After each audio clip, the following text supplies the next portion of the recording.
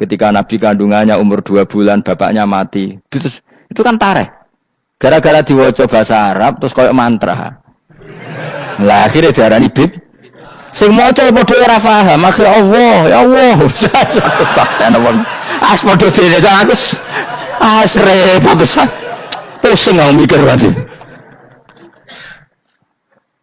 Ayo kowe ngono ta ora kelakuanmu aja. Sing ana mau tulis bahasa Indonesia, kok terus ketara gak. Wulida maktunan biadil inaya makuhlan terus ya sudah biasa aja tareh. Ya kan tareh terus ketika Said Abdullah kenapa meninggal di Abwa? Wa kana qad dijtaza bi akhwalihi bani adim nat taifatin nat jariyah fama kasafihim sahron saqiman yu'anu nasukmahu wa syakwa. Kenapa Abdullah meninggalnya di Abwa? Abwa itu kawasan Yasrib karena Abdullah sedang menjenguk keluarga besar dari ibunya. Keluarga besar dari ibunya, istrinya Abdul Muthalib itu orang Yasrib. Nah pas di sana di Bani Najjar sakit, terus kapun, terus bid'ah ning ndi wong iku sejarah. Tapi mbok waca bahasa Arab, kowe maca koyo histeris Allah terus menowo. Ya akhirnya wong kan darani iku mantra. Mana aku tak takoki wong iku bener ndi, padha ora bener ya menurut. Terus bener sapa sing ngalim? Wis Gus tak wong ngalim bener. Ya nek ngono padha benere wae. Wong sing ngriti ku krungune mantra, sing maca mbos. Pusing ngomong terangno kowe. Nah, problemnya agama itu seperti itu. Yang diikuti orang banyak. Itu di makamnya Nabi Dawud itu ya sudah wiridan ala Yahudi. Sama sekali. Saya sampai nangisi Nabi Dawud. Karena makamnya itu total dirawat ala mereka. Jogja juga ngalami gitu, Jakarta, Rembang nanti juga ngalamin gitu. Banyak raja itu wali, tapi waris-warisnya sudah nyuwun sewu orang abangan, terus misalnya dikasih sesajen.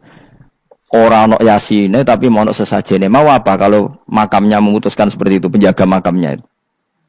Nanti kena ada di wali, nunggu anak putumu, muridmu wali, nah orang repot, guri-guri dikai saja. Itu di Gunung Kawi itu ada makam santri, tapi di Gunung Sugihan biasa sih. Gue ruhe nangis tenan. Banyak seperti itu, nggak asal tua banyak. Nah, lalu makam itu terserah siapa pertanyaan? Terserah yang rumat apa terserah statusnya zaman dulu? Nah, karena yang rumat itu berafiliasi ke Yahudi, terus mengklaim Ibrahim itu, maka Quran harus menerangkan maka anak Ibrahim Yahudi wala Nasrani karena secara artefak, secara kesejarahan fisik itu sekarang dikuasai Yahudi. Jadi repot. Ya tapi itu ya sudah. Makanya kita kembali ke Quran dengan cerita tadi. Ibrahim tetap Abul Anbiya. Ibrahim tetap Muslim. Buktinya punya peninggalan Ka'bah. Nah, Ka'bah ini harus kita jaga.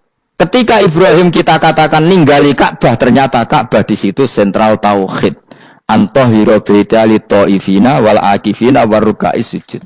Ketika Ka'bah jadi sentral tauhid, maka kita akan mengatakan peninggalan Ibrahim pasti tauhid. Makanya Nabi marah besar ketika Ka'bah ada berhala banyak. Andai kan tidak dihapus oleh Nabi, maka berhala itu pun dianggap peninggalan Ibrahim. Dong tau nih? Dong tenan? Ya pinter nih, jadi maju lah. Mulane kowe aja geman ndonga saleh dhewe, ora cukup. Saleh saiki ora cukup, kudu ditopang saleh anakmu, saleh putumu. Apa artinya kita sekarang saleh kalau anak cucu kita tidak saleh? Pasti sejarah dibalik. Dan itu kalau dibalik yang meluruskan siapa coba?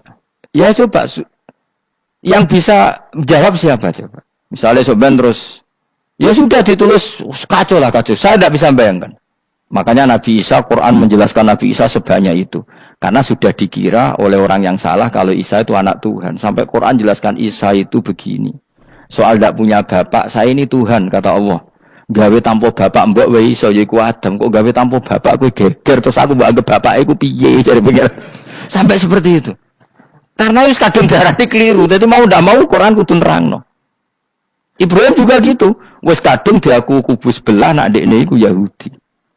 Nasrani yo ngakoni. Akhirnya Nabi debat terbuka. Lah debat itu nek kakuati kudu adu pasut. Lah repote umat Nabi sing ra keramat wis akeh yo repot.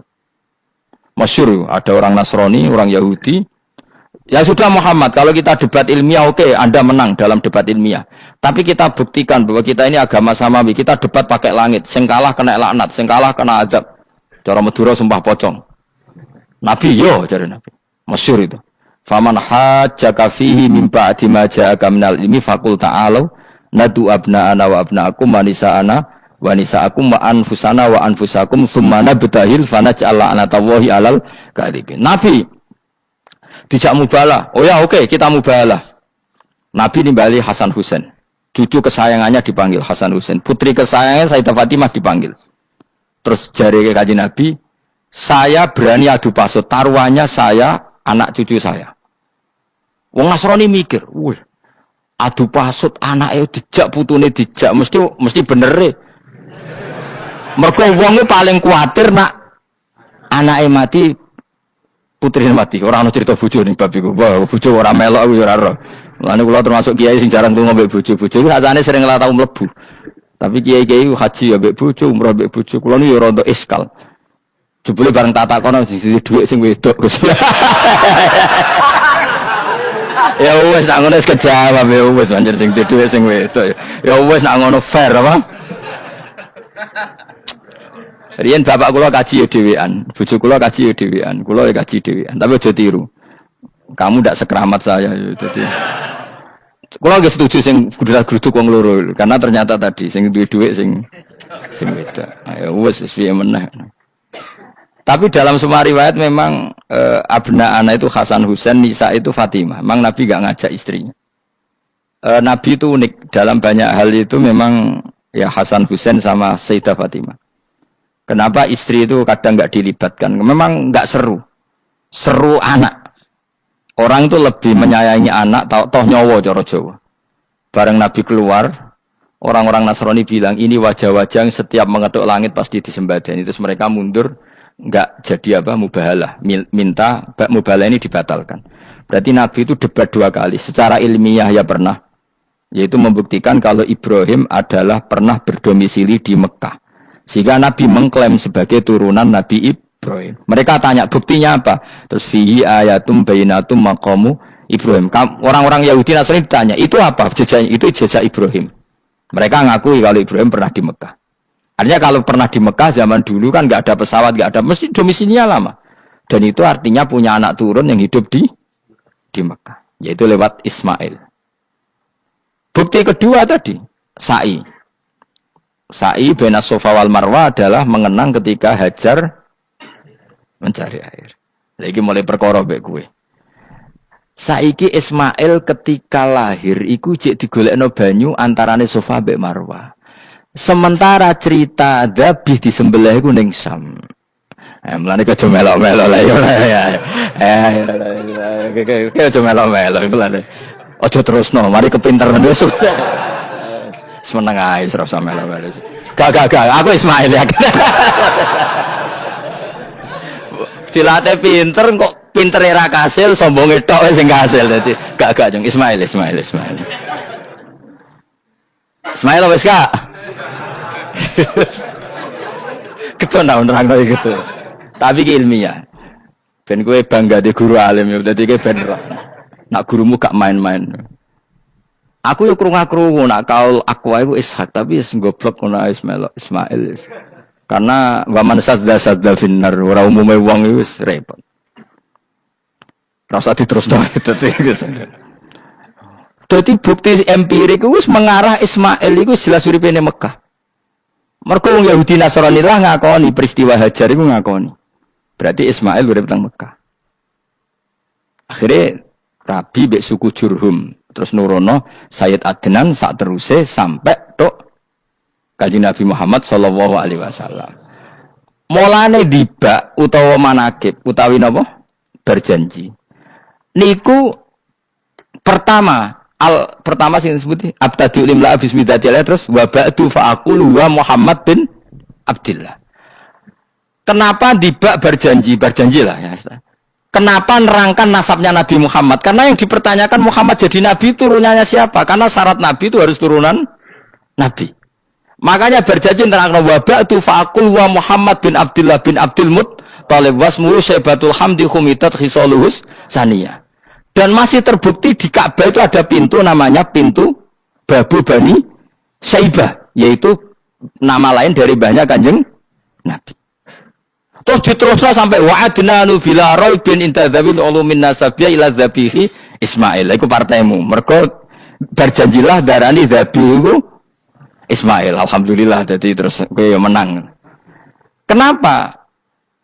Ya itu tadi. Sakjane mau diterjemah yang ini ketahuilah bahwa Muhammad punya bapak Abdul punya bapak Abdul Muthalib punya bapak Hashim nama lainnya ini bin Abdi Manaf sampai ketika diterjemah itu jadi mantra apa jadi buku sejarah nambah waca Arab terus kira paham mantra mulane sing ngaramno ya bener pancen suarane suara mantra sing ngalalo ya bener karena itu sudah apa sejarah.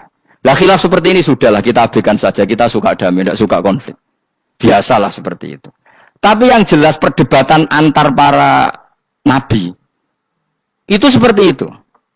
Akhirnya Nabi Muhammad ngurusno itu. Bukti Ismail itu pernah hidup di Mekah, adalah lahirnya di sini, pernah ngalami peristiwa ini. Dan sisa-sisa Ibrahim ada fihi ayatum bayinatum maqamu Ibrahim, yaitu batu yang pernah diinjak Nabi Ibrahim. Nah kenapa itu mesti Ibrahim? Karena nak wong biasa gak mungkin nginjek batu kok sampai bekas. Jajal kowe nginjek nganti bolak-balik. Itu mukjizat, wong batu diinjek kok bekas. Terus Ka'bah sebagai pewaris Ibrahim ditulisi kalimat-kalimat tauhid sehingga kepastian Ibrahim itu bapak tauhid. Makanya Nabi Riso ketika bidirinya Ka'bah ada banyak berhala, nanti dikira berhala ini syariatnya Nabi Ibrahim. Makanya lah ketika berhala banyak, Nabi gak mau madhep Ka'bah. Nanti dikira nyembah berhala. Maka sama Allah dialihkan disuruh madhep Baitul Maqdis. Ketika berhala dihilangkan, Nabi baru disuruh madhep Ka'bah. Jadi perdebatan ini atau ilmiah ini harus kita kaji, kita pahami. Karena kata Allah, ha antum haula'i hajastum fi ma lakum bi ilm falimatu hajuna fi ma laysa lakum bi ilm. Nah, iswani debat kudu datane data ilmiah. Sementara mereka darani Ibrahim pengikut Yahudi. Padahal Yahudi itu putu Nabi Ibrahim. Yaitu Yahuda bin Yakub bin Ishak bin Ibrahim. Mestinya kan bahasanya Yahuda pengikut Ibrahim. Mau jadi wali Ibrahim pengikut. Lah Nabi benar ketika takoi Muhammad kamu ikut siapa? Saya ikut Ibrahim. Kan normal kan? Kalau junior ikut. Mereka enggak. Ibrahim pengikut Yahuda. Ya mau perkara Pak Karno pengikut Puan Maharani. Mbah Hashim pengikut Mbak Yeni kan kacau kan. Lah itu terus Allah gojlok tadi. Muhammad kekasihku wis debat secara ilmiah tapi kamu tidak ilmiah. Makanya lima tuhajuna fi Ibrahim wa ma unzilatit Taurat wal Injilu illa mim ba'di. Kok Ibrahim mbok arani Yahudi piye? Wong penanggalan Yahudi misalnya dimulai kok Taurat. Taurat Musa itu generasine sakwise Ibrahim. Tapi Ibrahim mbok arani pengikut Musa. Dong ya. Jadi itu masalah-masalah. Tapi ayat-ayat ngono iku ora populer. Kowe seneng ayat populer ya poligami fankihu ma tobalakum. Kowe iku sing ora alim lah wapal. Mergo di kepentingan apa? Poligami. Mbek wong sing seneng keramat, senengane dalil wa may taqilla Allahu makhruja. Tekan dadi wali kepingine untuk duit yang enggak terduga. Udah diuteke ku duit. Padahal syarat saya wali ku ora pati seneng duit. Lah kowe kepen dadi wali ben oleh duit. Jadi kenapa menjadi wali ben bayar zuku min haitsu la yahtasib. Dadi uteke wis elek. Dadi institusi wali wae demi. Dadi nek aku wali para pangeran rezeki teko min haitsu. Mulane kira bakal dadi wali, ngerutek temcek ngono ora bakal dadi. Ayo saiki Ismail besar. Ismail. Aku ya getun kadang alim kadang getun. Perkarane nyulayani apa? Mainstream. Tapi cara kula ya Ismail sudah tak pilih, napa? Ismail. Oh, yes. Ismail Iska Ismail. Nak cacile kan boleh sengguri ben. Yang jelas bahwa Ismail atau Ishak kaulani ono pendapat loro. Ya sudah, ana Ismail ya Iska. Tapi kabeh kitab iku pancen setuju Iska tapi ben kok. Aku kadang ya aduh matane wong tenan. Ya sudah pokoknya kaulani apa? Ada dua pendapat yaitu Ismail atau Ishak atau Malah kita alime to kowe. Ada dua pendapat. Oh. Jadi kesane macane kitab akeh ngono. Gak ngerti mau hasil ngaji ki bengi. Aduh matane wong, guys. Sabar. Ismail wis ya. Sekali Ismail. Soale malah sing nguri. Wa tarakna alaihi fil akhirin salamun ala Ibrahim. Nah, kemudian Allah menitahkan Ibrahim pasti kamu dikenang secara baik. Maksudnya tadi tiga agama semuanya mengklaim Ibrahim itu bagian dari itu. Jadi semua agama mengakui siapa? Ibrahim. Lah yo mbok gedhingi kaya ngono kersane pangeran panjenengan Ibrahim diakui tiga agama kan yo repot. Lah iya kowe ora cocok Ibrahim diklaim Yahudi, diklaim Nasrani, tapi kersane Allah Ibrahim itu orang atau sosok yang dipuji tiga agama. Ya wis kersane pangeran. Ini jelas kalau bersaksi betul di Hebron itu ada makam Ibrahim, Ishak, Yakub. Yakub karena nama lainnya adalah Israel total di sinagog.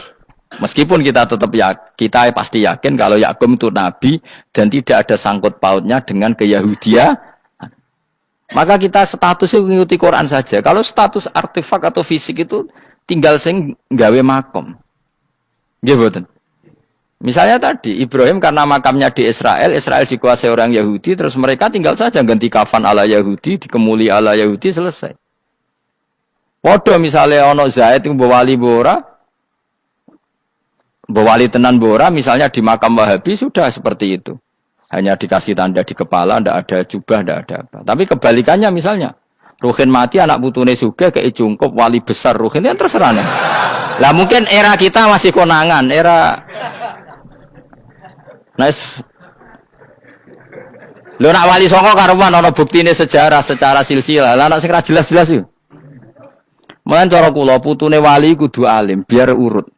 Lho saya itu punya catatan sampai Sunan Kudus meskipun lewat ibu, lewat nasab ibu. Tapi supaya penting. Pentingnya tadi, saya masih punya kitab milik buyut saya ke-7 ke-8.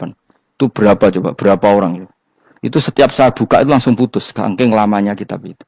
Sehingga saya tahu itu tradisi nenek moyang saya.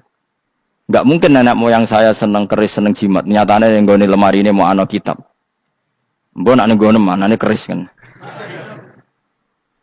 Artinya ini penting. Ibrahim juga gitu. Ibrahim itu ngendikan dengan anak putune tinggalanku ya Ka'bah iki, sucikan Ka'bah dari kemusyrikan. Antahira bi ta'ifina wal akifina war rukais sujud. Jika orang ingat Ka'bah itu ingat apa? Dipakai kiblatul musallin. Kiblatnya orang sholat. Lalu orang sholat itu orientasinya apa? Adalah tauhid. Berarti Ka'bah didesain untuk kiblatnya para ahli tauhid. Harus terus kita buktikan terus setiap sholat mustaqbilal kiblati dan saat sholat kita melakukan tauhid. Jadi terus sejarah berkesinam. Tapi andaikan sejarah pelakunya salah ketika Ka'bah dikuasai Abu Jahal Abu Lahab kemudian didesain pinggirnya Al-Ata dan Uz, maka seakan-akan Ka'bah jadi sentral kemusyrikan. Makanya ini penting. Jadi lalu sejarah ini gimana? Ya terserah pengelolanya kan. Mulane wali urip iku mesti didongakno wali mati. Mergo sing iso njaga khazanah iku wali urip. Paham sing kula maksud? Jadi ojo bayangno Mekah iku sok ben kalah. Nak Mekah kalah terus Ka'bah dikuasai Abu Jahal CS misalnya. Sing jenis maksudnya. Ora Abu Jahal tangi meneh mboten malah repot kabeh. Lah di sini ini pentingnya Quran. Alhamdulillah wong Islam diwarisi be Allah Quran, kitab la yatabaddal wa la yataghayyar. Kitab yang enggak akan rubah, yang enggak ada matinya. Sehingga suatu saat misalnya Ka'bah kok pinggirnya berhala, kita tetap nganggep itu tradisi yang salah. Mergo sing jenenge Ka'bah iku antahira bi ta'ifina wal akifina war rukais sujud. Ka'bah adalah tempat yang harus steril dari salah guna, jinggo kemus. Jadi barokah Quran sebagai teks yang enggak hilang, kalau suatu saat ada perubahan tidak seperti yang kita saksikan sekarang, kita ngikuti Quran. Misalnya Ibrahim, senajan makamnya di sinagog misalnya, Yakub makamnya di sinagog, kita tetap yakin mereka adalah ahli tauhid. Nabi Dawud yang diklaim sebagai King David, makamnya di Israel, terus diatributi ala Yahudi, kita tetap yakin huwa nabiyun, beliau adalah nabi beragama tauhid. Berdasar apa? Ya berdasar penjelasan Al-Quran. Kalau berdasar empirik artifak ya terserah yang bikin. Dan ini ya. Ya mulane kowe sing syukur ngaji. Sampai roh kaul loro Ishak, Ismail. Ismail wis ya. Sopo to sing mesti? Siapa Ismail? Mau bar muni Ismail gak konsisten. Ben kok wis anut wong akeh jangan anut wong akeh. Wis ngene padha ora roe. Wa tarakna abqaina ali fil akhirin sanan pengalaman hasanan kang bagus. Salamun te keselamatan minna sanging kita, maksudnya sanging Allah ala Ibrahim ngatasi Ibrahim. Kadzalika mengkon-mengkon kabeh kama jazina uga malas ingsun ing kabeh naji malas ingsun al muhsinina ing pira-pira wong sing nglakoni kaapian eli anfusi maring awak dhewe ne wong akeh. Jadi orang dimulai melakukan kebaikan pada dirinya sendiri. Kalau dia baik pasti apa? Orang lain merasa kebaikan. Ya, misalnya kayak apik mesti kepen sedekah, orang lain yang untung. Kamu baik pasti ingin menyebarkan kebaikan, orang lain pasti untung. Inna usatamanna Ibrahim iku min ibadina al-mu'minin. Saking pira-pira kaula ingsun al-mu'minina kang mukmin kabeh. Wa basyarnahu. Lan ngekei berita gembira ingsun hu ing Ibrahim bi Ishaq kelawan tak kaya anak Ishak. Ustudillah digawe dalil apa bidzalika kelan dawu Ishaq ala anad dabiha ing atase sak temene sing disembelih ku ruhul yani Ishaq. Lho dadi ana kaul sing darani pokoke ora Ishaq. Ora Ishaq sapa? Ya Ismail. Jadi Imam Suyuti ngotot Ismail, sing nyarai Jalalain Imam Sawi ngotot Iska. Oke partai Jalalain apa Sawi? Yo Jalalain kaose kadung kaos Jalalain dulu. Yes pokoke nara Ibrahim kan agak Ismail ya. Iska tidak mungkin yang lain iku wae sing ngono ae kok ribet. Sing jelas niku ana sing disembelih. Jenenge nara Ibrahim, sapa? Ishak, Ismail. Sing nyembelih jelas Ibrahim, nek iku jelas. Aduh. Repot. Dadi wong alim dadak. Mula kula nate maca mobil mangkel nganti saiki. Susah dadi wong waras, tangan-tangan kok yo ono bener e. Lah wong gendeng ora tau mikir. Dadi aku tahu dendam mbek tulisan mobil mesti tok-tok. Gelem ra gelem kan maca ning ngarepe. Susah dadi wong waras. Aku pertama iskal. Waras kok susah. Tanganan iya wong gendeng kan gak tau mikir. Mulane kena susah berarti waras. Nak ora tau mikir berarti. Jadi mau nak roh khilaf berarti wong alim. Nak ora roh khilaf berarti wong orang alim. Saiki wis roh khilaf berarti alim.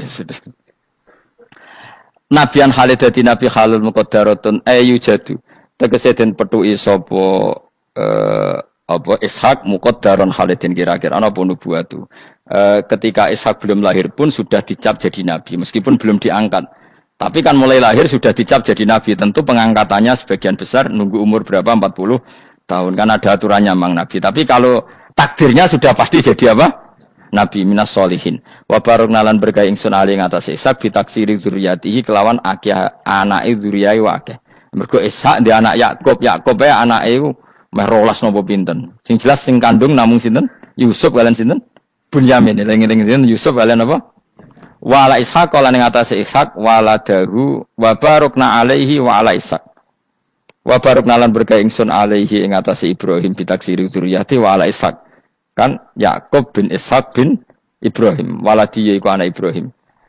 Terus bijaklina kelawan gawene kita gawe aksarul anbiya ing akeh-akeh nabi tak gawe min nasli sanging turunane Ibrahim. Dadi bukti barokahnya seorang soleh adalah turunan-turunannya banyak dan semuanya menjadi orang apa?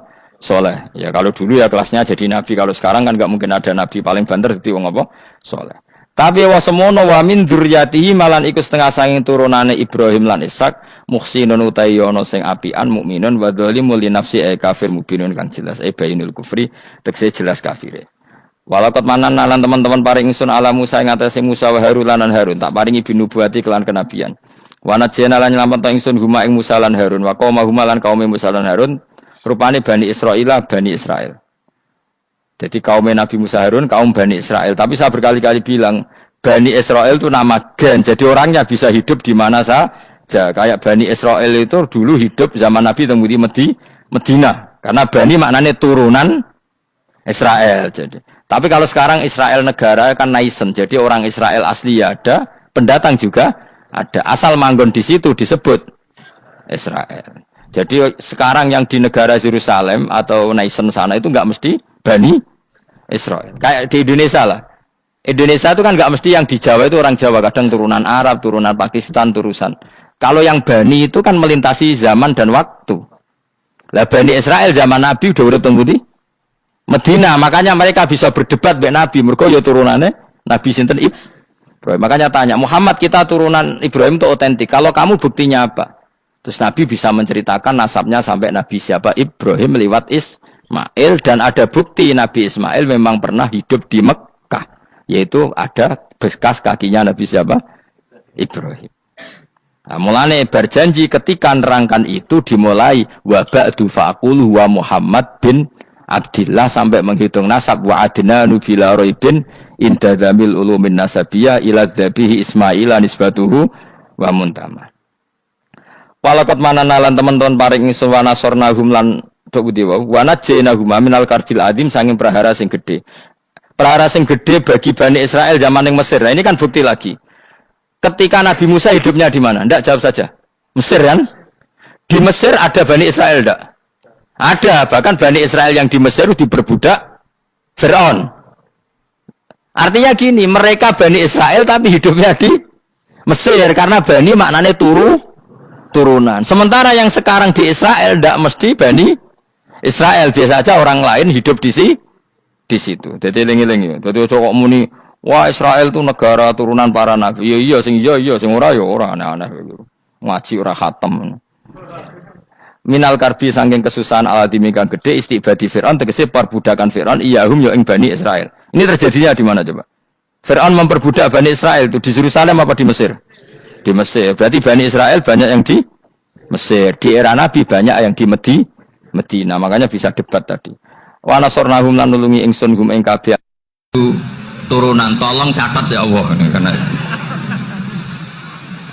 Jadi artinya gini loh ya, orang Indonesia yang sering mempraktekkan atakosomadiyah itu bukan tanpa dalil. Ternyata dalam madzhab Maliki, saya masih ingat ketika mbah saya kandung, bapaknya bapak, asmane Mbah Nur Syam, itu wasiatnya minta dibacakan 4.000. Yang baca pas itu ya bapak sama anak-anaknya. Dan kemudian alhamdulillah zaman akhir itu mulai agak ngawur. Kalau ada acara itu wong liya kon maca anake mlebu metu gak melok maca. Itu keliru, saya jamin itu keliru. Saya sering kalau mimpin di rumah, kalau yasinan di tonggo-tonggo kok anake gak maca saya keluar. Bapakmu wong liya kon maca kata saya gitu. Jadi itu menurut saya itu yang jelas saya sampai ngisi begini. Yang ada riwayatnya itu idza mata ibnu adam min qata amaluhu ila min salasin sadaqatin jariyah au ilmin yuntafa'u bi aw waladin sholihin yatullah. Itu tidak ada di hadis au kiyayin sholihin yatullah kata. Yang ada itu aw waladin apa? Sholihin. Jadi anaknya harus ikut, kalau tidak ada usah kata. Akhirnya anaknya dhewe nggih Gus nggih. Wah, akhirnya tak kei jagung paling akeh kula mendet sithik. Wong aku ora anake kok. Kadang-kadang enggak, orang lain baca buahnya anaknya mau melebu metu mau enggak no tamu mbek rokokan. Itu harus ditobatkan itu. Keliru itu. Karena nasnya bukan auqiyayin sholihin tapi awaladin sholihin. Ini bukan provokator, ini memang iya harus seperti itu. Nah, terus tentang tadi la ilaha illallah yang didawuhkan Gus Azaim. La ilaha illallah itu penting sekali, cuma saya mohon itu dielmoni lah. Jadi dulu kalimat ini menjadi spesial karena dielmoni, karena dimulai dari fa'lam annahu la ilaha illallah. Terus hanya ayat tuh wastaghfir li dzambika walil mu'minina wal mu'minat.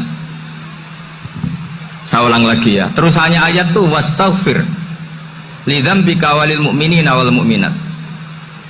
Makanya menurut mazhab Sadili, kamu disuruh baca la ilaha illallah dulu, jangan istighfar dulu. Saya ulang lagi ya. Dalam mazhab Sadiliyah itu la ilaha illallah dulu, nggak boleh istighfar dulu. Alasannya masuk akal. Orang yang kafir 70 tahun itu sekali baca la ilaha illallah itu langsung yughfar lahum ma qad salaf. Sehingga la ilaha illallah sendiri sudah punya kekuatan supaya dosa kita diampuni. Qul lil ladzina kafaru iyantahu yughfar lahum ma qad salaf. Cara menghentikan kekafiran gimana? Dia melafadzkan la ilaha illallah. Ini kalimat yang begitu saktinya sampai orang yang kafir puluhan tahun itu dosanya semuanya terhapus hanya karena melafadzkan la ilaha illallah. Nah, makanya kata Abdul Hasan Asyadili, wastaghfir li dzambika ay bihadil kalimah. Seseorang sah diistighfar itu kalau melafadzkan la ilaha illallah. Misalnya ada orang kafir mati kafir, sah nggak anak cucunya mengistighfari dia? Tidak sah karena belum melafadzkan la ilaha illallah. Makanya kata Abdul Hasan Asyadili, wastaghfir li dzambika ay bihadil kalimah. Sehingga lafadz ini spesial betul. Tapi kadang-kadang beberapa mursyid cara berpikir lain. Ini kalimat thayyibah harus dibaca orang suci, sehingga mendahulukan apa? Istighfar. Untuk supaya pas ngelafatkan kalimat thayyibah sudah dalam keadaan apa? Suci. Itu juga masuk akal. Tapi secara meyakinkan saya sendiri lebih mengikuti manhajnya Abdul Hasan Asyadili karena alasannya tadi, yang kafir puluhan tahun saja langsung luntur dosanya karena melafatkan la ilaha illallah. Artinya la ilaha illallah sendiri sudah bagian dari istighfar. Nah, ya tadi buktinya. Fa'lam annahu la ilaha illallah terus wastaghfir lidzambika walil mu'minin. Jadi orang sah diistighfari itu setelah dipastikan sah tauhidnya. Jadi setelah tauhidnya sah yaitu la ilaha illallah baru sah apa? Diistighfari. Sehingga orang kafir, seolah lagi orang kafir yang mati kafir, anak cucunya tidak boleh apa? Tidak boleh menistighfar. Terus saran saya kedua, la ilaha illallah itu filosofinya itu nafyun li uluhiyati ghairillah wa isbatun li uluhiyatillah wahdah. Filosofi la ilaha illallah itu gimana? Menafikan semua selain Allah itu tidak Tuhan dan hanya menuhankan Allah semata. Nah itu caranya gimana? Caranya kita harus terbiasa ini, karena tadi saya dibilangin panitia ini rata-rata mustameknya atau mustamiatnya ini santri. Caranya gimana? Dilatih pakai logika. Saya berkali-kali cerita kalau ngaji, saya sekaligus kampanye. Allah itu Tuhan yang begitu fair. Untuk menjadi Tuhan Allah mempersilahkan, ada kualifikasi Tuhan. Jadi boleh dikompetisikan, itu boleh kata Allah. Gak apa-apa kamu ngaku Tuhan gitu kata Allah. Tapi nak ngaku pangeran itu paling gak ya direputasi lah. Ada verifikasinya. Dimulai dari apa? Ya kalau jadi Tuhan itu setidaknya bikin langit bumi lah. Aturannya gitu. Jadi kalau daftar bupati ya daftarlah ke KPU. Masa tahu-tahu jadi apa? Tuhan kemudian tidak punya prestasi bikin langit bumi. Sehingga Allah itu cara ngendikan itu ya fair. Qul ara'aitum ma tad'una min dunillah aruni madza khalaqu minal ardi am lahum syirkun fis samawati. Coba yang kamu tuhankan selain saya, prestasinya apa kan? Ketika saya bikin bumi itu apa ikut bikin? Terus am lahum syirkun fis samawati. Kalau bikin langit, kalau nggak bisa ya urun lah gitu. Urun semen apa urun bego, pokoknya urun lah gitu. Urun ora, gawe bumi ora, ngerti-ngerti ngaku dadi pangeran. Kul hatu burhanakum. Jadi ya kan ya lucu kan, misalnya syarat kiai di Salafiyah kan keluarga Kiai As'ad, cucunya ngaji ngalim. Orang keluarga Kiai As'ad tuh aku kiai utama di Salafiyah. Oh mesti di penjara ya. Lah yo gak gawe langit bumi, gak ada prestasi terus ngaku sebagai apa? Tuhan. Jadi saya ulang lagi, ngaji seperti ini itu sebetulnya lebih ke show, pertunjukan. Supaya pertunjukan ini tidak dosa, saya isi ngaji betulan. Tapi jangan diulang. Karena biasa ngaji rutin. Saya di Jogja tafsir Jalalain sudah juz 23. Pernah khatam hikam. Sekarang Nashahul Ibad separuh. Saya ngaji di Sidogiri Etkon, di Sarang Balaghatul Quran, di Hajen Lubul Usul, tapi sarahnya yang Thariqatul Usul, sarahnya Mbah Sahal Mahfud. Jadi baru di sini ngaji bersaing sama orang yang mondok berapa? 3 bulan. Ini masalah, masalah. Gak boleh mondok itu harus buat tulis zaman. Tapi ya tidak apa-apa, mungkin lagu ini ya. Jadi kalau mondok cepet itu kemungkinannya apa? Lagu ini. Begini, tapi saya tertarik apa yang dikatakan Kiai Haji Abdul Manan tadi menyangkut kalimat tauhid. Saya ngaji di mana-mana bilang Kalau ngaji itu yang tahqiq itu detail. Detail itu bahasa Arabnya tahqiq.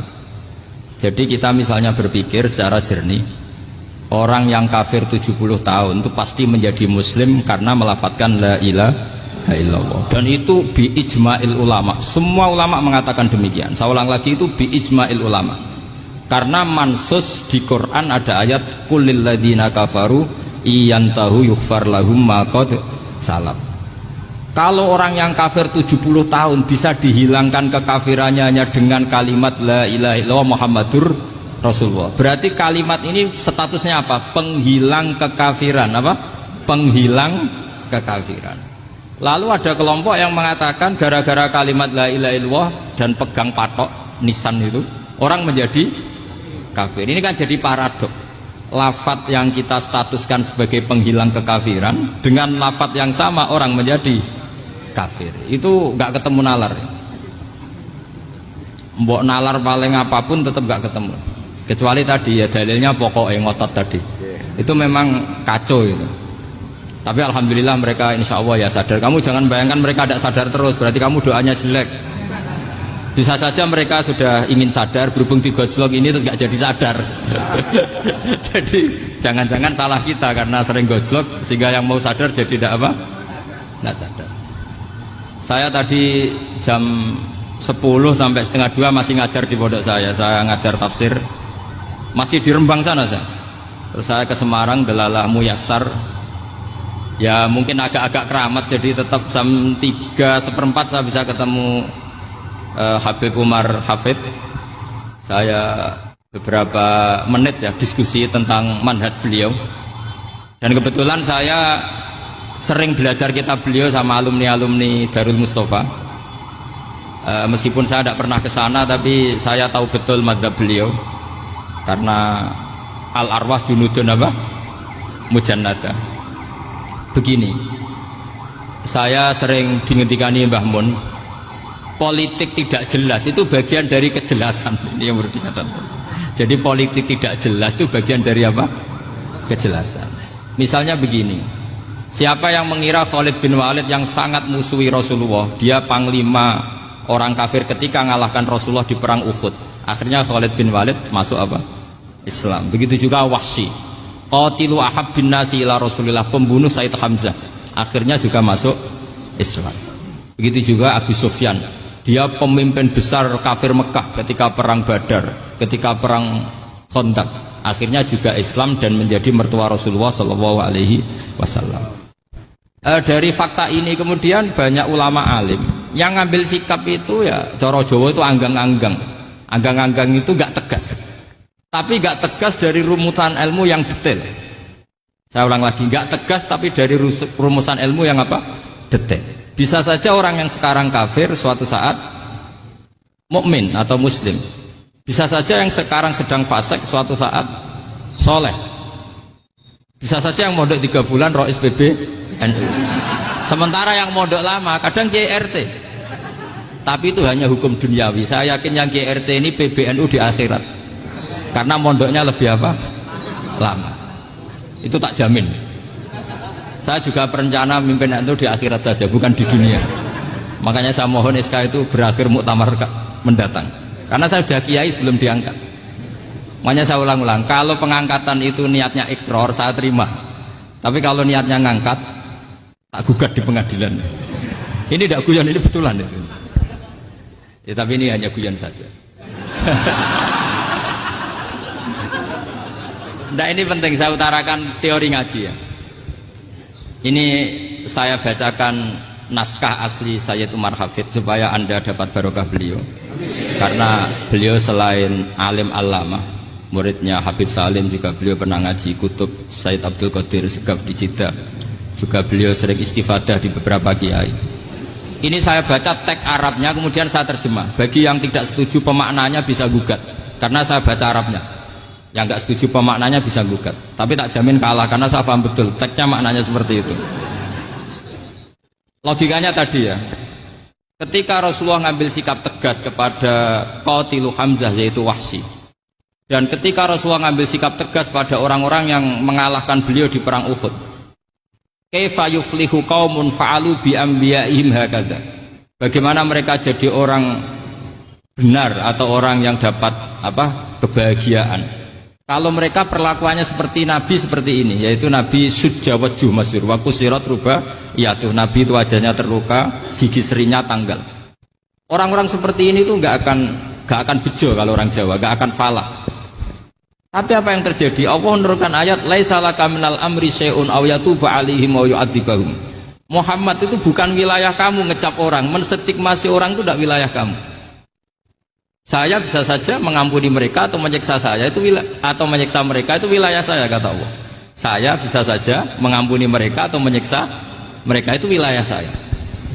Sehingga akhirnya apa? Rasulullah tidak ngambil sikap yang mungkin orang lain mengatakan itu tidak tegas.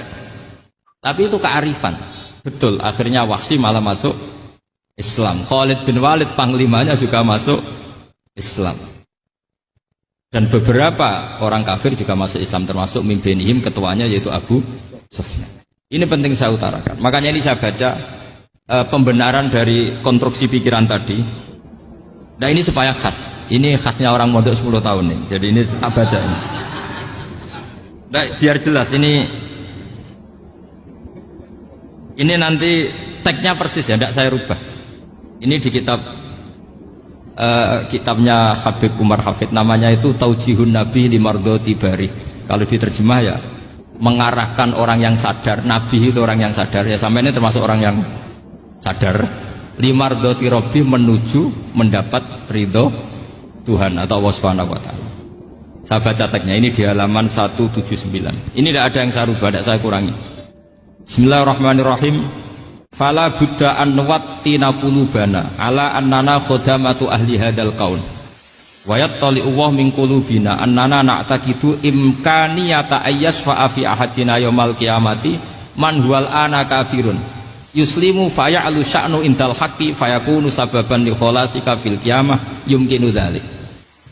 Jadi kita para dai, para kiai itu adalah khodamatu hadal kaun. Kita ini adalah pelayan alam raya ini yang selalu berharap alam ini akan lebih baik. Orang yang sekarang sedang kafir bisa saja nanti yang nyafaati kamu di akhirat, yaitu mereka masuk Islam lalu Islamnya lebih serius, akhirnya punya hak syafaat. Sementara kamu Islam mulai kecil tapi biasa-biasa saja seperti ini, mulai dulu ngaji terus sama Ki Abdul Manan, nggak pernah yang ngisi ngaji, itu artinya nggak ada perkembangan. Makanya saya nggak ingin ngaji lagi karena saya ingin perkembangan Anda nanti tukang mengisi, bukan yang diisi. Kalau saya nanti ngaji lagi di sini, artinya Anda kalau tetap mendengarkan itu tidak ada perkembangan. Pantes saja semulang Gus Bahak sampean sing ngaji. Sekali-kali ada perkembangan, saya ngaji sampean yang mulang, itu bagus itu. Meskipun itu perkembangan yang menyesatkan.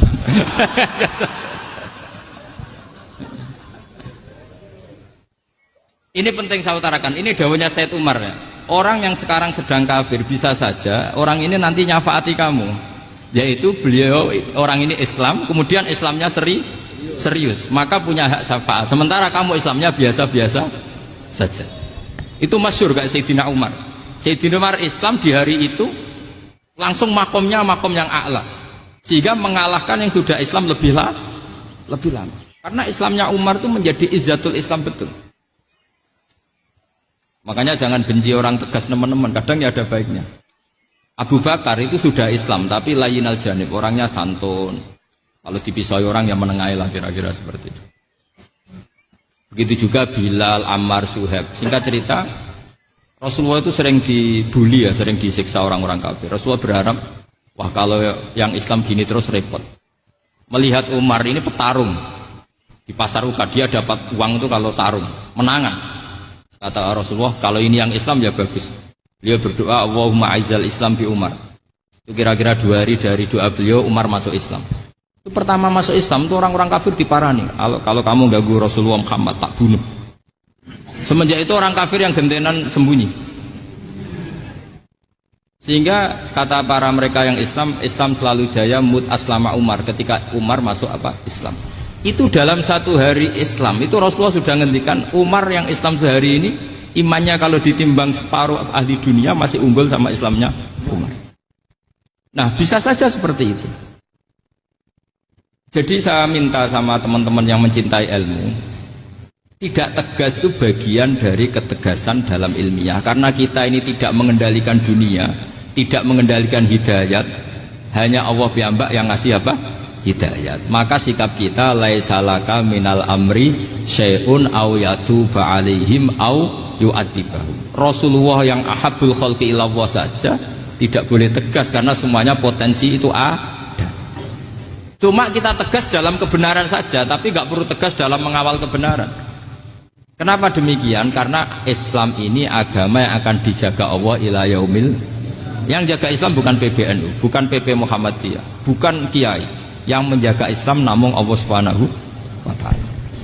Makanya Sayyidina Umar itu kalau disuruh mikir Islam itu nggak mau betul. Masyhur itu dalam tarikh-tarikh.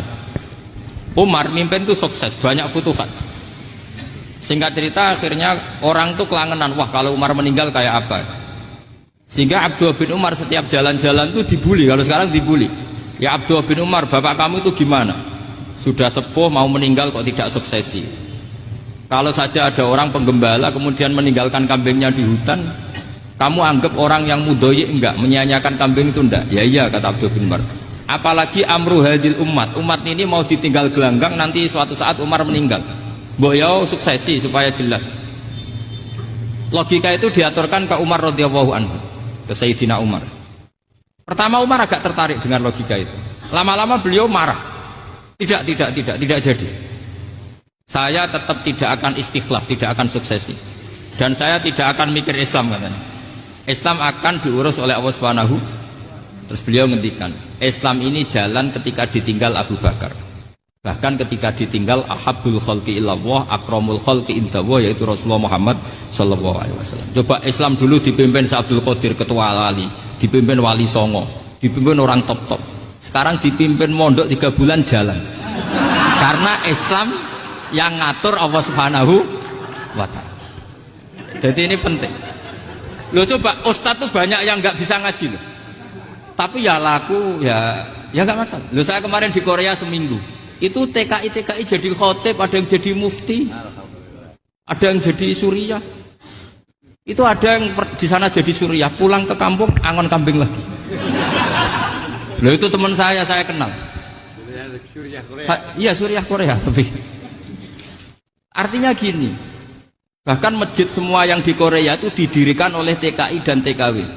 Mereka digerakkan Allah untuk mikir agama, karena agama ini milik Allah. TKI saja mikir. Makanya ini penting, yo dakwah tapi tauhidnya sing kenceng, jangan dakwah kenceng tauhidnya kendor. Itu bahaya betul. Saya ulang lagi ya, ini dawuh Habib Umar. Jadi kata beliau, fala budda an wattina qulubana. Kita harus yakin seyakin-yakinnya bahwa semua kemungkinan itu mungkin. Makanya masyhur dalam tarikh ketika kafir Quraisy mau disiksa oleh para malaikat karena mereka sering menyakiti Nabi, kata Nabi gimana? Jangan. Saya berharap kalau bapaknya tidak mukmin, suatu saat anaknya mukmin. Masyhur dalam tarikh. Musuh Nabi besar siapa? Walid bin Mughirah. Punya anak Khalid bin Walid. Abu Lahab punya anak Jarrah, itu mukminah yang baik. Abu Jahal punya anak Ikrimah, itu mukmin yang baik. Di Indonesia lebih hebat lagi. Bapaknya ra iso maca Quran, anaknya hafid. Bapaknya Utun Ratamat SD, anaknya jadi dekan. Di Indonesia banyak orang nggak siapa-siapa, anaknya jadi presiden, anaknya jadi menteri. Artinya jangan karena bapaknya kafir kamu nganggap anak turunnya pasti selalu kafir. Teori itu sudah salah zaman Rasulullah. Yaitu Walid akhirnya punya anak Khalid, Abu Lahab punya anak Jarrah. Terus siapa? Abu Jahal punya anak siapa? Ini penting saya utarakan karena dakwah kalau terlalu semangat nanti kalau menghilangkan tauhid bahaya. Tetap innal huda. Uni Soviet kayak apa? Mengkooptasi negara-negara sekelilingnya sampai jadi Zuni. Tapi apa yang terjadi? Uni Soviet yang runtuh, persemakmurannya semua rata-rata jadi negara apa? Islam, kayak Uzbek, kayak Ceknya, kayak apa-apa. Karena agama ini diurus Allah. Sehingga kalau tapi kamu ngitmai agama nggak apa-apa. Makanya istilahnya Habib Umar khodamah itu pelayan, nggak apa-apa. Kita ngitmai agama itu nggak apa-apa. Dengan ngitmai terus mikir nggak apa-apa. Tapi jangan mikir yang merasa kalau kita mati, wah nanti agama ini kukut karena saya mati. Kamu itu siapa? Agama Islam ini tidak pernah dipasrahkan kamu. Diurus oleh Allah Subhanahu wa Ta'ala sendiri. Sehingga ketika Wali Songo meninggal, agama ini tambah kuat sampai sekarang. Kecil saya itu kalau pengajian susahnya bukan main, harus izin sana sini. Sekarang setiap pengajian polseknya datang, polresnya datang, nggak ada intel, nggak ada apa. Padahal kiai dulu sama kiai sekarang itu kira-kira alim mana? Alim kiai dulu. Mbah Hasyim Asy'ari itu ngarang kitab sampai dibaca di Yaman. Saya sering baca juga kitab beliau, Risalatu Ahli Sunnah wal Jamaah. Kiai sekarang mau terjemah aja kadang salah memahami.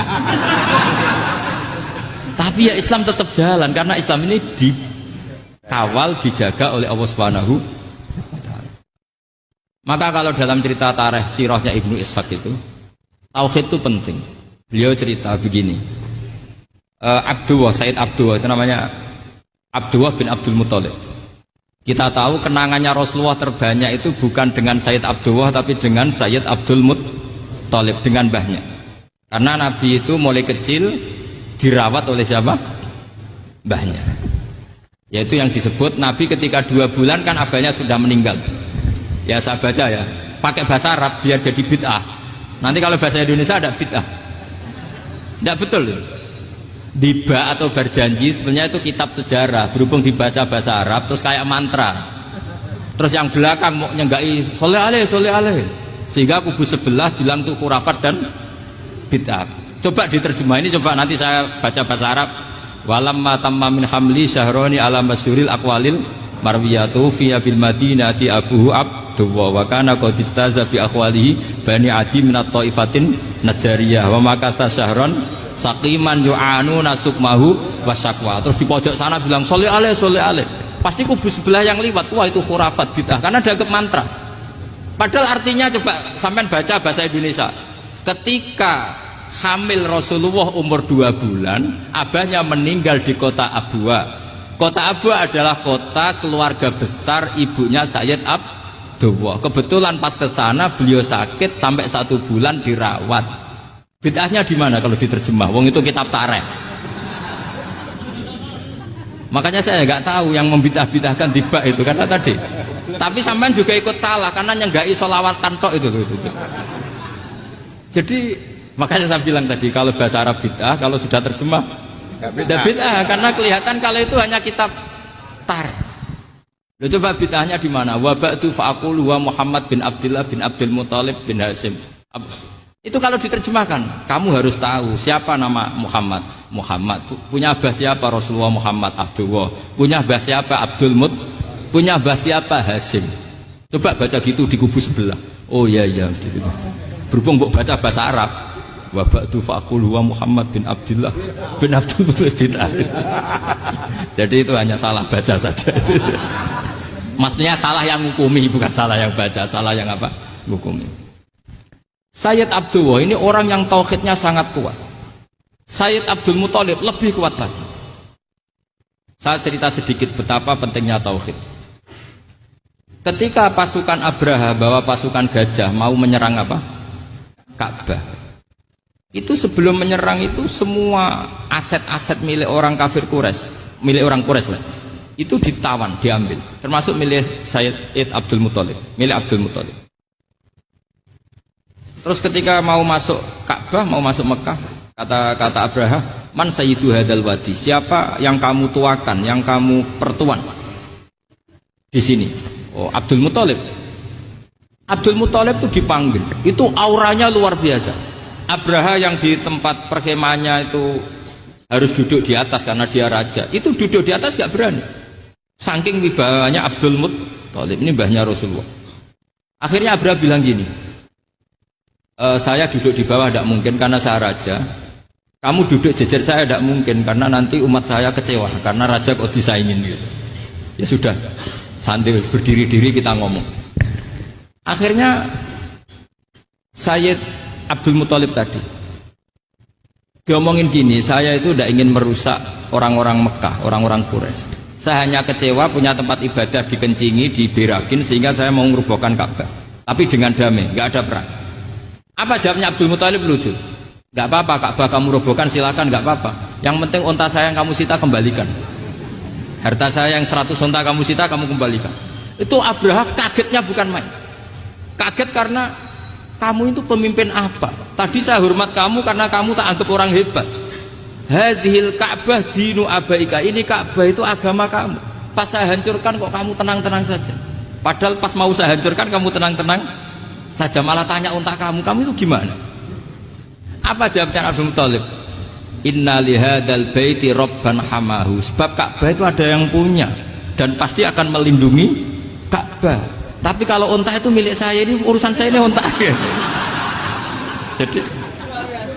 Jadi inna lihadal baiti robban hamahu itu tidak milik saya, itu ada yang punya. Ya sudah, biar yang punya aja yang jaga, itu tidak urusan saya.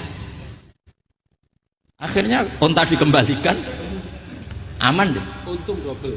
Terus akhirnya dia ke Ka'bah, fa'akhudha bi halaqatil bab, karena dulu apa itu halaqatil bab, karena dulu itu yang dipakai apa itu pegangan itu bentuknya apa, bulat, makanya diistilahkan halaqah apa, bulat. Kalau sekarang halaqah ilmiah itu seminar. Tidak. Halaqah itu buruhi lain lagi. Ya.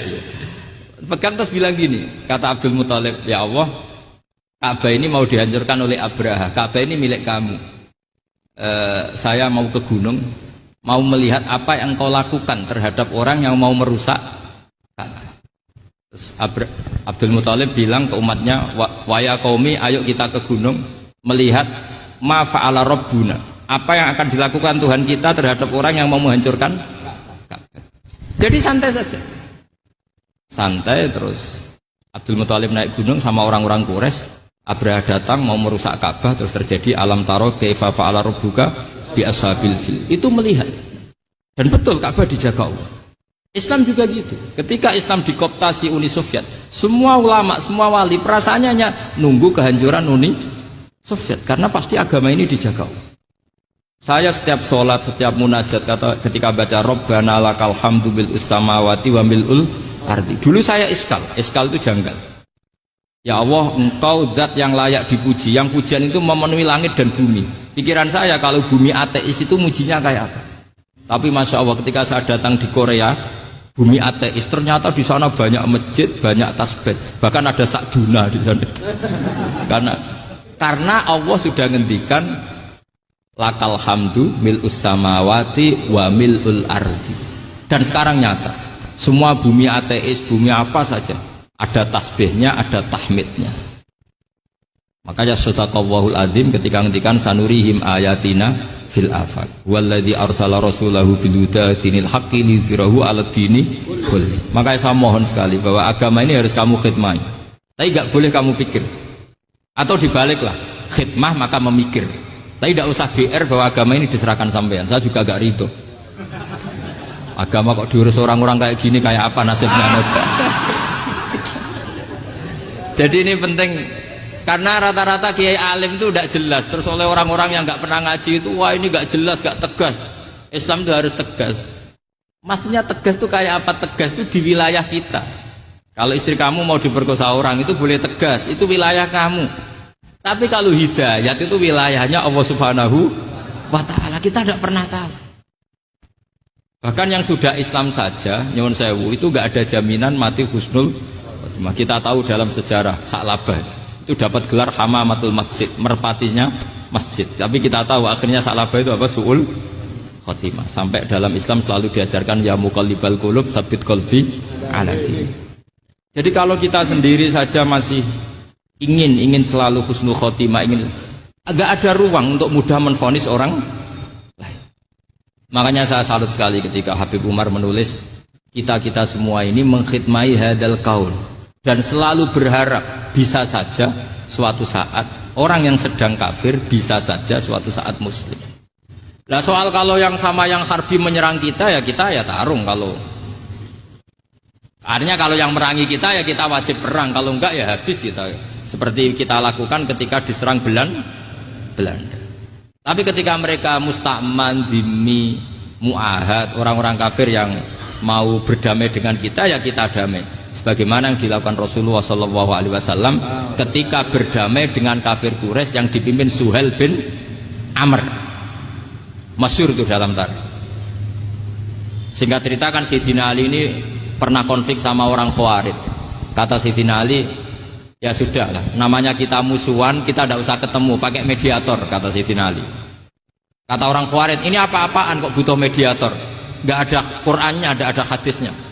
Kira-kira kalau Sayyidina Ali orang Jawa, nggak ada apa nggak tahu. Walhasil Sayyidina Ali akhirnya baca ayat, wa in khiftum shiqaqa bainihima fab'atsu hakaman min ahli wa hakaman min ahliya. Jika suami istri tengah konflik, maka yang keluarga suami kirim mediator, yang keluarga perempuan juga kirim. Terus kata Sayyidina Ali, wa amru ummati Muhammad a'dhamu min amri rajulin wa imra'atin. Kalau suami istri saja ketika konflik butuh mediator, apalagi ini kelompok besar pasti lebih butuh mediator. Akhirnya lalu mediatornya siapa? Kata Sayyidina Ali, ya siapa saja yang penting baik. Ditunjuk seseorang, diprotes sama orang Khawarij, ini orang nggak kredibel. Oh, terus Sayyidina Ali marah-marah. Rasulullah itu pernah berdamai dengan orang, bahkan orang itu kafir, yaitu Sulhul Hudaybiyah. Nabi itu berdamai dengan orang yang bernama Suhail bin Amr, ketika itu kafir. Makanya ini menunjukkan bahwa musolahah ma'al kufar itu boleh demi kelangsungan bernegara, berbangsa. Kamu tidak usah meragukan reputasi NU. Ketika dulu kafirnya kafir harbi zaman Belanda, ya Mbah Hasim fatwa apa? Jihad. Jadi jangan kira tidak tegas. Kita tegas sekali, justru kita yang punya masa lalu tegas. Tapi kepada siapa dan dalam konteks apa? Paham ya? Terus ini penting sekali untuk dijernihkan. Ini saya baca berikutnya nanti.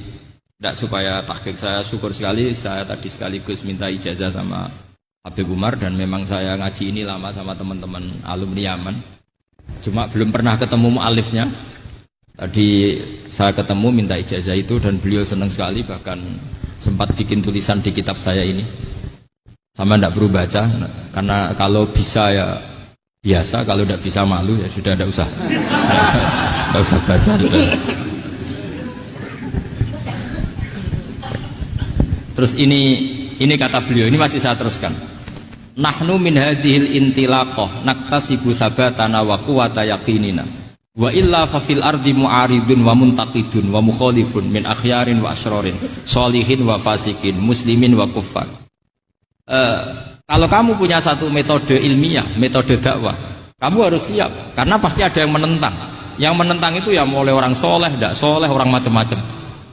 Jadi kalau sudah punya manhaj, memang dari awal harus siap apa? Ditentang. Jadi misalnya PBNU punya kebijakan apa, ya sudah siap saja dibully. Itu pasti itu, karena nggak ada manusia semua suka, semua benci. Kata beliau, anta in kunta fi syakkin min hadzal maslak wal manhaj fattabi man syi'ta wasaha angka ghaniyah wa in kunta ala yaqinin annahu al huda wa mirasun nubuwah wa annahu haqiqatu tarjamatil ahdi ma'rab fala tata'athar min kalami ahadin yakunu mangkana.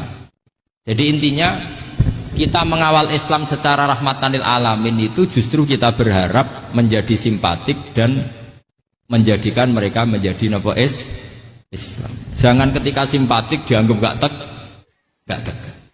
Saya masih ingat betul dawuh Mbah Mun, hak sekseni, kata beliau, saya masih ingat kalimatnya sekseni.